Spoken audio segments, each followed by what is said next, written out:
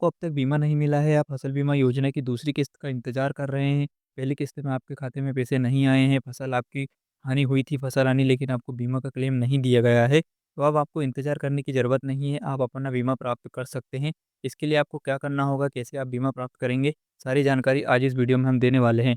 दूसरी किस्त कब तक आएगी, कौन-कौन से ज़िले में आएगी, ये जानकारी भी आज की इस वीडियो में हम आपको देने वाले हैं।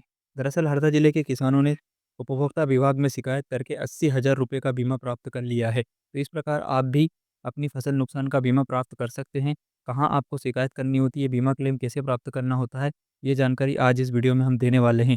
तो प्रधानमंत्री फसल बीमा योजना की दूसरी किस्त और प्रधानमंत्री फसल बीमा योजना से संबंधित महत्वपूर्ण जानकारी आज की वीडियो में आपको देंगे, तो वीडियो को एंड तक देखिएगा।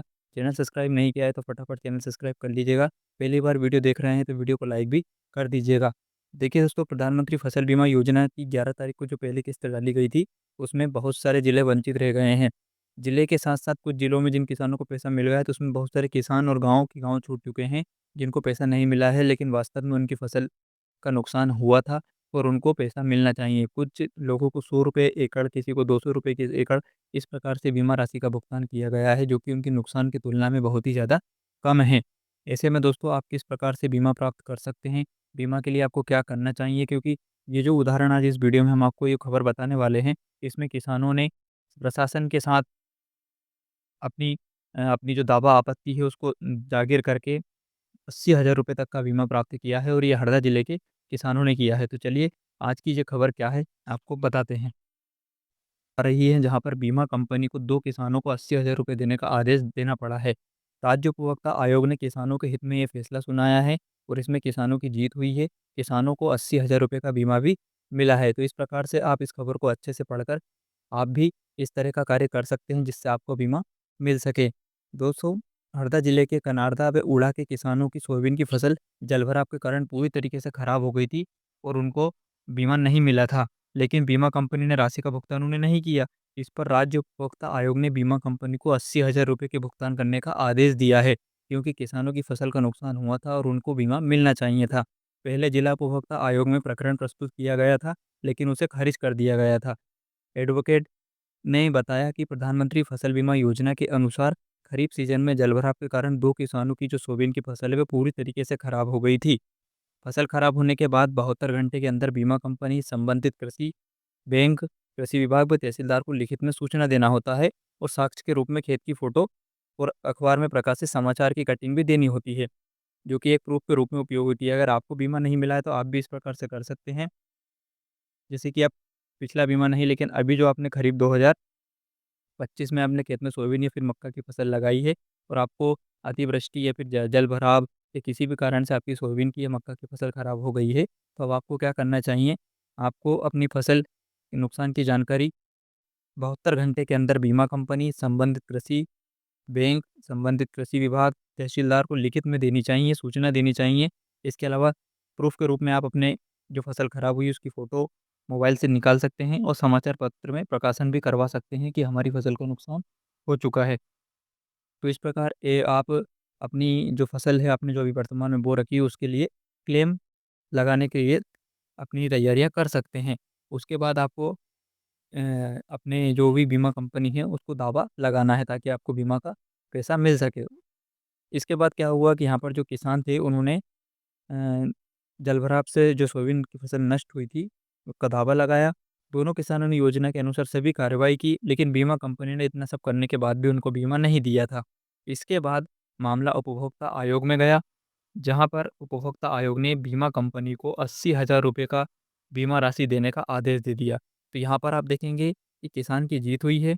दावा लगाने के बाद भी बीमा कंपनी ने अगर उनको बीमा नहीं दिया था, तो उपभोक्ता आयोग ने बीमा कंपनी को किसानों को 80,000 रुपए का बीमा देने का आदेश जारी कर दिया और किसानों को 80,000 रुपए का बीमा मिलने वाला है। तो इस प्रकार से दोस्तों, आपको अपनी लड़ाई खुद लड़नी होगी, किसानों को दावा खुद लगाना चाहिए। इसके बाद बीमा कंपनी अगर पैसा नहीं देती है, तो हमारे केंद्रीय कृषि मंत्री ने भी कहा है कि सभी कार्यवाही पूरी होने के बाद अगर बीमा कंपनी या फिर बैंक आपको भुगतान करने में देरी करती है, तो आपको इसका 12% ब्याज बैंक और बीमा कंपनी देगी। किसानों को 12% इंटरेस्ट मिलेगा बीमा राशि पर। तो इस प्रकार से आप भी इस मौके को मत चूकिए। अगर आपका लगता है कि नुकसान हुआ है, तो आप ज़रूर लीजिए।